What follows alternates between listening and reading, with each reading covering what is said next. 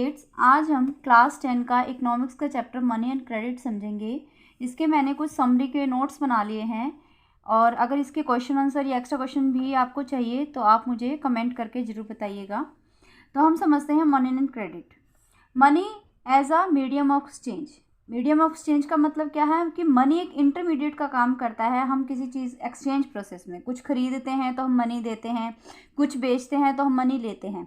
तो मनी जो है एक यहाँ पे इंटरमीडिएट का काम कर रहा है।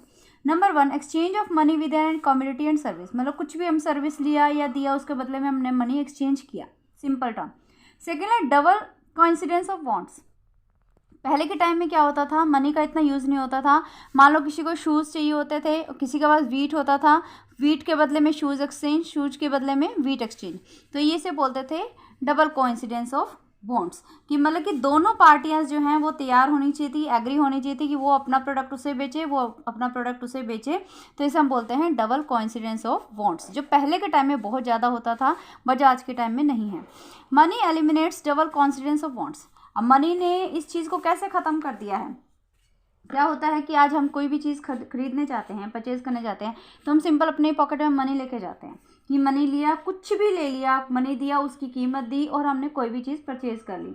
तो कोई हमें अपने गुड्स नहीं देना, उसके बदले में कोई कमोडिटी नहीं देनी, कोई चीज़ नहीं देनी। तो मनी क्या हुआ, एक मीडियम ऑफ एक्सचेंज का काम करता है।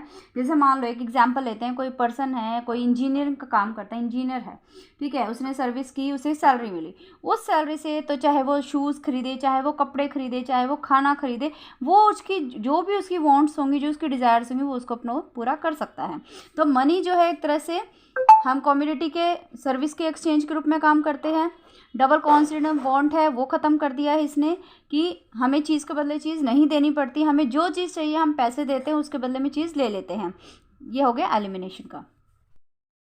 आगे है second point, modern forms of money, कि आज के टाइम में क्या फॉर्म्स ऑफ मनी है। Currency as a medium of exchange.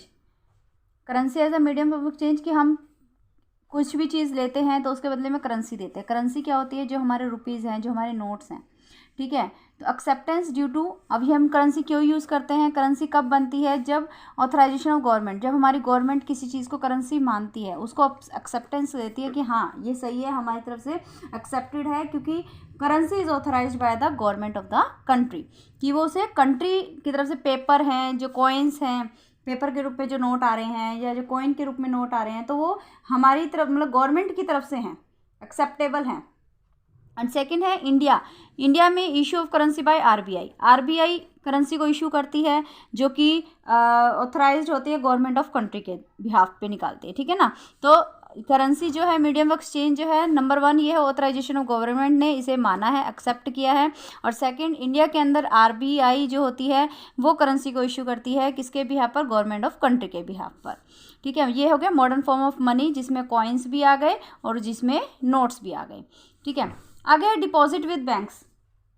Deposit with bank क्या होता है कि डिपॉजिट करना, डिपॉजिट का मतलब होता है जमा करना, ठीक है।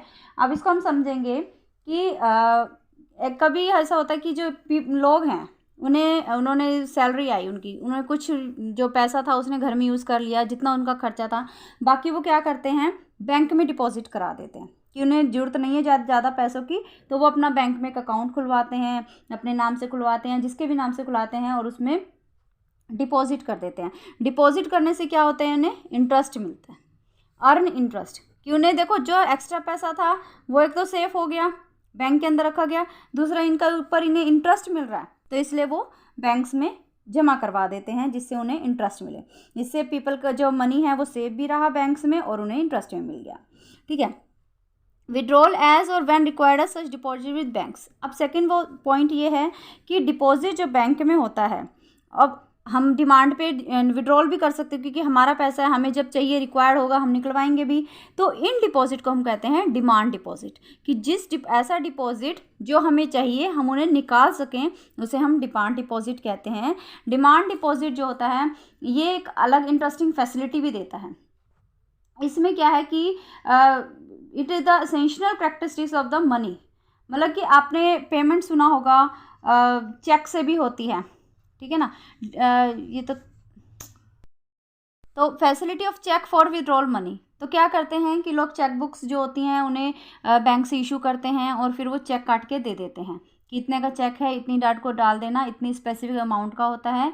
एक चेक जो होता है पेपर की फॉर्म में होता है जिसमें अमाउंट होती है, यहाँ पे साइन होते हैं, यहाँ पे लिखा जाता है इंग्लिश में, और फिर पे किसको पे किया जाए, डेट दी होती है। तो इस तरह से चेक होता है। यहाँ पे जिसका अकाउंट है, जिसके अकाउंट में आप डालेंगे उसके साइन होते हैं कि हाँ इस नाम से आपका अकाउंट क्लियर होना चाहिए, यहाँ पे अकाउंट नंबर होता है उसका, ठीक है।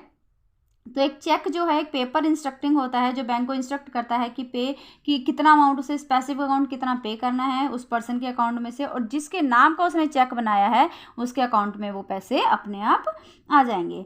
तो हमने ये देखा कि जो डिमांड डिपॉजिट्स होते हैं ये मनी की मतलब हमने कैश निकाल लिया, ठीक है, ये फीचर देता है।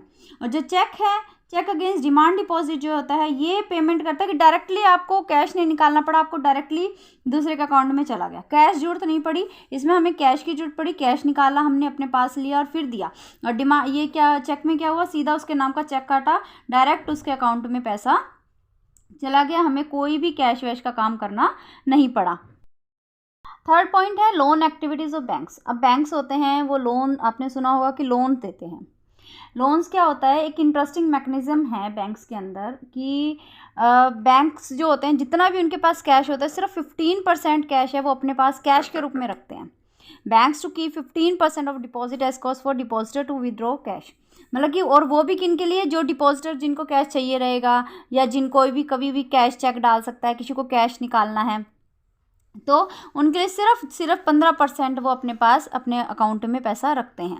बाकी क्या कर देते हैं, वो क्या करते हैं major portion of deposit for extending loans, और डिपॉजिट का वो ज़्यादा से ज़्यादा पैसा लोन्स पे उठा देते हैं। लोन्स के क्या होगा, फिर बैंक को इंटरेस्ट मिलेगा, ठीक है। अब इसमें एक अर्निंग हो गई, बैंक्स की जो है कमाई हो गई, ठीक है। जो 15% है ये प्रोविज़न के तौर पे रख लिया कि डिपॉजिटर्स हैं वो कैश निकाल सकते हैं गिवन डे पे, या रोज़ जो कैश रोज़मर्रा में जो लोग थोड़ा थोड़ा कैश निकालते हैं तो उनके लिए हिसाब से 15% वो अपने बैंक में रखते हैं, ठीक है, कि पर्टिकुलर डे पे कोई आएगा और विड्रॉ कर सकता है। और जो मेजर पोर्शन हुआ उन्होंने उसका क्या रखा, लोन के लिए तैयार रख दिया। लोन देते हैं जिससे क्या हुआ, उनको इंटरेस्ट मिलता है, जैसे एक अर्निंग हो जाती है, ठीक है, ताकि लोगों की रिक्वायरमेंट भी पूरी हो, क्योंकि बैंक्स में लोन जो होता है कम इंटरेस्ट में मिलता है as compare to private money lender से, ठीक है। आगे है difference of interest pay to deposit charge from borrowers source of income for banks, ठीक है। अब जो इंटरेस्ट डिपॉजिटर्स को देते हैं और इंटरेस्ट जो बोरोर से लेते हैं उसमें थोड़ा फ़र्क होता है, तो इसी के कारण जो है इनकी एक इनकम बन जाती है कि इंटरेस्ट ये देते कम है, इंटरेस्ट ये लेते ज़्यादा है, थोड़ा फ़र्क होता है इसमें, उनका क्या बनता है, प्रॉफिट बन जाता है, एक तरह से इनकम आती है। आगे है rural areas loans from money lender और हार्श टर्म्स। क्या होता है कि जो मेनली फार्मर्स होते हैं या जो रूरल एरिया में लोग होते हैं वो नीड पड़ने पर बैंक नहीं जाते, वो मनी लेंडर से लेते हैं, प्राइवेट मनी लेंडर्स जो होते हैं, ठीक है। और वो क्या करते हैं, फिर हाई इंटरेस्ट लगाते हैं इन लोगों पर, बहुत ज़्यादा इंटरेस्ट लगा देते हैं, और हार्श टर्म्स पे अगर ये इतने दिनों में नहीं उतरा तो 10% का जगह 15% ब्याज हो जाएगा, या आपको चीज़ गिरवी रखिए, कोई चीज़ उसके ऊपर रखिए, अपनी प्रॉपर्टी रखिए, अपनी ज्वेलरी रखिए, जो भी आपका रखना, मतलब ये हार्श टर्म्स रखते हैं। जबकि बैंक में ऐसा कुछ नहीं होता, इतना हार्ड एंड फास्ट रूल नहीं है, कम इंटरेस्ट होता है। कुछ वो मांगते ज़रूर हैं कि हाँ आप क्या चीज़ की किसी की कहते हैं ना एक रिस्पॉन्सिबिलिटी क्या आप रखना चाहेंगे, मतलब प्रॉपर्टी के अगेंस्ट लोन लेना चाहते हैं या किसके अगेंस्ट लेते हैं, लेकिन वो सेफ़ होता है। अगर हम टाइम टू टाइम ब्याज देते रहें, अपनी किश्त भरते रहें, तो हमारा लोन भी उतर जाता है, साथ साथ हमारी चीज़ भी सेफ़ रहती है। जबकि जो प्राइवेट मनी लेंडर्स होते हैं नॉर्मली बहुत कम होता है कि उनसे हम रेट ऑफ इंटरेस्ट ही उनका नहीं चुका पाते। सकते हैं एक इस चैप्टर में स्वप्ना का दे रखा था। स्वप्ना एक स्मॉल फार्मर थी, grows groundnut on her 3 acres of land. वो ग्राउंड नट उगाती है, उसके पास 3 एकड़ की लैंड थी, और वो एक मनी लेंडर से लोन ले लेती है, और वो कल्टीवेशन के ऊपर खर्चा करती है कि भाई जल्दी जल्दी मेरा हार्वेस्ट करूँगी तो मेरी लोन उतर जाएगी। और उसी दौरान जो उसकी क्रॉप्स होती है वो पेस्ट खा जाते हैं, मतलब कीड़े मकोड़े, और क्रॉप्स जो होती है वो ख़राब हो जाती है। अब स्वप्ना ने क्रॉप्स को एक्सपेंसिव पेस्टिसाइड्स भी छिड़का होता है, लेकिन फिर भी उसकी मतलब वो क्रॉप्स ख़राब हो जाती है। अब मनी लेंडर को पैसा कैसे वापस करे, तो अब उस जो अमाउंट जितना था उसका इंटरेस्ट लग लग के वो मोटा अमाउंट बन जाता है, अब उसे ये टेंशन कि वो कैसे रीपे करे उसे। तो अर्निंग्स जो है उसकी इतनी इनफ नहीं है कि वो ओल्ड लोन दे सके, और वो उधार के अंदर और उधार के अंदर आती चली जाती है, और वो धीरे धीरे उसे ऐसा करना पड़ जाता है, उसे अपनी लैंड ही सेल करनी पड़ जाती है। तो इस तरह से हमने देखा कि मनी लेंडर्स और एक बैंक में अगर हम लोन लेते हैं तो कम इंटरेस्ट लेते हैं, और मनी लेंडर्स पे हार्श टर्म पे देते हैं और भी बहुत ज़्यादा इंटरेस्ट पे करना पड़ता है। टर्म 4 है टर्म्स ऑफ क्रेडिट। क्रेडिट क्या होता है? जब हम उधार लेते हैं किसी से, ठीक है, तो उसकी टर्म्स क्या है वो समझेंगे। अब क्या, हमने ऊपर पहले स्वप्ना का केस देखा जिसमें उसकी जो क्रॉप्स इंसेक्ट्स खा गए, पेस्ट खा गए, ठीक है, तो उसमें क्या हुआ, उसको अपनी ज़मीन तक भी बेचनी पड़ गई, तो वो एक नुकसान हो गया। तो हम कह सकते हैं उसे डेब्ट ट्रैप, कि मतलब जो उसके लिए हार्मफुल रहा, नुकसानदायक रहा, कि एक उधार के अंदर वो ट्रैप में फंस गई। डेब्ट के अंदर, डेब्ट क्या होता है? उधार, ट्रैप एक जाल, तो वो उधार के जाल में फंसती चली गई, तो उसे हम एक तरह से कहेंगे डेब्ट ट्रैप। लेकिन कई बार क्रेडिट जो होता है वो फ़ायदे का काम भी करता है। कैसे? मान लो हमने नया काम शुरू किया तो हमने थोड़ा क्रेडिट ले लिया, क्रेडिट यानी उधार ले लिया, हमने उसके वर्किंग कैपिटल के तौर पे इन्वेस्ट करा, उसमें हमारी मशीनरियाँ लगाई, प्रोडक्शन शुरू हो गया, हमने माल बेचा, माल में जो कमीशन था वो हमने रख लिया, थोड़ा सा उसमें ब्याज दे दिया, किस्त चली गई, और बाकी हमने अपने घर में यूज़ कर लिया। तो जब आप क्रॉप्स यही सक्सेसफुल हो जाती स्वप्ना कि उसकी हार्वेस्ट हो जाती, तो उसका कमीशन बचता, मतलब जो भी उसको फ़ायदा होता वो उसमें से अपना इंटरेस्ट दे सकती थी, अपना उधार उतार सकती थी। लेकिन पेस्ट जो खा गए थे उसके क्रॉप्स, उसके कारण उसे नुकसान हुआ, तो वो एक ट्रैप हो गया, उसके डेब्ट ट्रैप में फंस गई। लेकिन ये फ़ायदे में भी हो सकता है, मतलब हम क्रेडिट जो है पॉजिटिव भी हो सकता है और नेगेटिव भी हो सकता है, दोनों ही काम हो सकते हैं क्रेडिट से। तो क्रेडिट में क्या होता है? To pay interest as well as repayment of the principal. Principal क्या होता है? मूल जो हमने लिया था, मान लो हमने 10,000 लिया अमाउंट, और उसके ऊपर हमारा 10% जो ब्याज लग रहा था, हमें इंटरेस्ट तो देना ही देना है, जितने महीने हम रखेंगे 10,000 प्रिंसिपल के साथ देना है, तो रीपे करना है हमें इंटरेस्ट साथ के साथ प्रिंसिपल।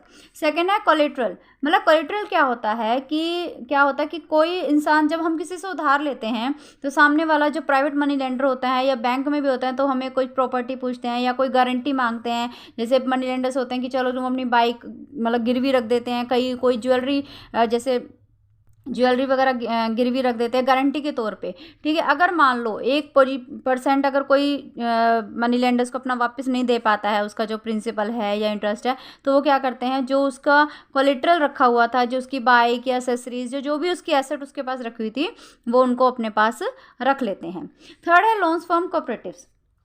लोन्स फ्रॉम कोऑपरेटिव क्या होता है कि जो कोऑपरेटिव छोटी रूरल एरियाज़ में, रूरल क्या होता है, जो बिल्कुल पॉश इलाका ना हो, जो बिल्कुल झुग्गी झोपड़ी वाले इलाके होते हैं, ठीक है, ऐसे इलाकों में कोऑपरेटिव सोसाइटियाँ बनाई जाती हैं, और इनमें जो मेनली किसानों के लिए कोऑपरेटिव किया जाता है, फिशिंग कोऑपरेटिव होती है, एंड एग्रीकल्चर ट्रेड के लिए इन्हें लोन दिया जाता है। मतलब वहाँ पे कमेटी में मेंबर जुड़ते हैं इन कोऑपरेटिव्स में, और वो मिलकर फंड्स इकट्ठा करते हैं, उनको बैंक से भी लोन मिल जाता है, इन कोऑपरेटिव्स को बैंक से भी लोन मिलता है, और ये वहाँ पे कम इंटरेस्ट पे, और बैंक से भी कम इंटरेस्ट पे वहाँ पे जो फार्मर्स हैं या जो फिशिंग का काम करते हैं या वीवर्स हैं, इंडस्ट्रियल वर्कर्स हैं, इनको लोन देते हैं, लोन प्रोवाइड करते हैं, और फिर उनसे कम इंटरेस्ट पे लोन देके, और फिर ये अपना धीरे धीरे उनसे किस्तों में लेते हैं, फिर अगले साल फिर ये शुरुआत करते हैं।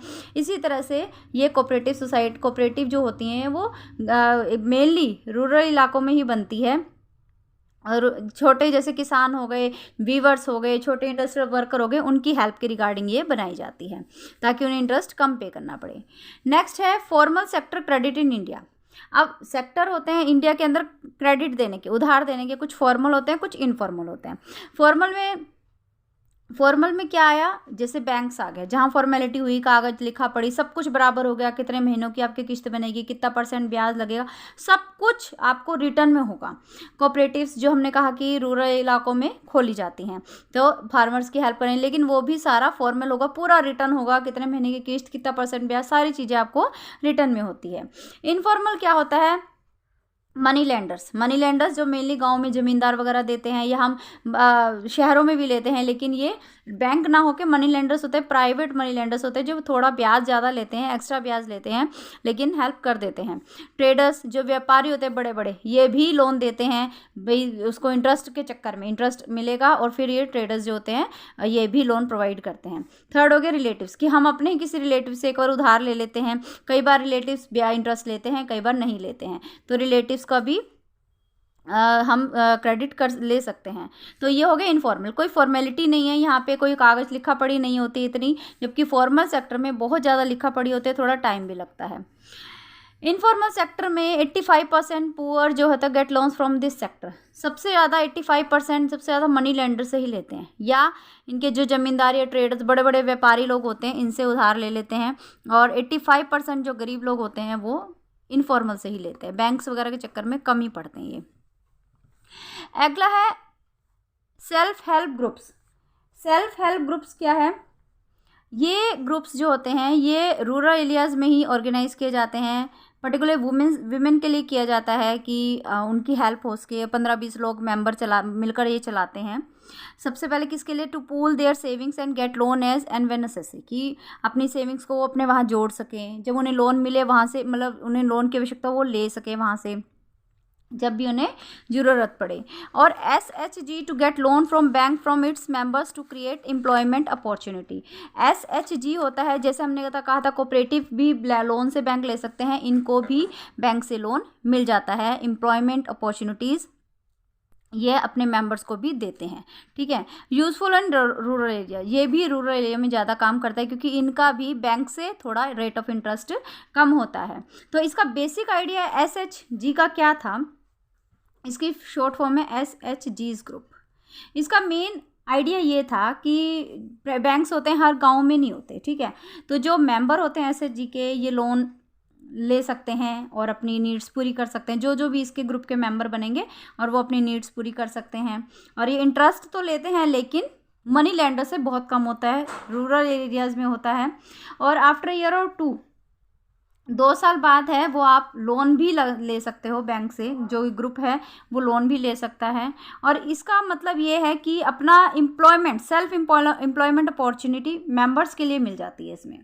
तो एक तरह से ये हुआ कि SHG जो होता है वो बोरोर्स को हेल्प करता है कि अपनी कोई एसेट ना रख के, पुअर लोगों की, जो रूरल एरिया के लोग हैं, पुअर लोग हैं, उनकी हेल्प करने के लिए खोली जाती है। तो इनका मेन मकसद यही है, जैसे कोऑपरेटिव का है। सेल्फ हेल्प ग्रुप क्या हुआ, ये 15 से 20 मेंबर होते हैं इसमें, और नेबरहुड में ही होते हैं कि मिलजुल कर एक कमेटी टाइप बना ली, एक छोटी सी सोसाइटी टाइप बना ली, और ये एक दूसरे की, मेनली वुमेन्स की हेल्प होती है इसमें कि वो लोन ले सकते हैं जब उन्हें नीड पड़े, और अपनी सेविंग कर सकती है। और इसमें क्या होता है, लोग सीरियसली, अगर जो लोग नहीं वापस करती हैं तो उनको सीरियसली लेते हैं अदर मेंबर्स की, अगर वो पेमेंट नहीं करता है तो उस चीज़ को बहुत ध्यान से रिस्पॉन्सिबिलिटी ली जाती है कि क्यों नहीं किया, उस चीज़ को भी मेज़र किया जाता है। और भाई डिसीज़न करना कि क्या पर्पज़ है, कि किस लिए आप लोन ले रहे हैं, कितने टाइम के लिए लोन है, ये भी सारे ग्रुप मेंबर मिलकर डिसाइड करते हैं कि लोन देना चाहिए या नहीं देना चाहिए। ठीक है। तो इसका मेनली इम्पोर्टेंस इसलिए है कि एक तो इसमें कोई कोलेट्रल नहीं रखनी, क्योंकि एसेट वगैरह रखनी नहीं होती है। ठीक है। पुअर वीमेन की हेल्प हो जाती है, और टाइमली रिजनेबल इंटरेस्ट रेट पे आप लोन चुका सकते हो आराम से। और मीटिंग ऑफ ग्रुप्स जो होती है एक प्लेटफॉर्म देती है, एक वैरायटी ऑफ सोशल इश्यूज़ के बारे में, मतलब जब लोग मिलते हैं तो हेल्थ के बारे में बातें करते हैं, न्यूट्रिशन के बारे में, या आपस में जो औरतें होती हैं मेनली डोमेस्टिक वायलेंस वगैरह के बारे में भी, तो इन चीज़ों से भी अवेयरनेस आती है। तो एक सिग्निफिकेंट रोल भी ये SHG ग्रुप है, ये एक बहुत अच्छा रोल प्ले कर रहे हैं पुअर्स की, मेनली पर्टिकुलर वीमेन की कंडीशंस के उसको सुधारने के लिए बहुत अच्छा काम कर रहे हैं।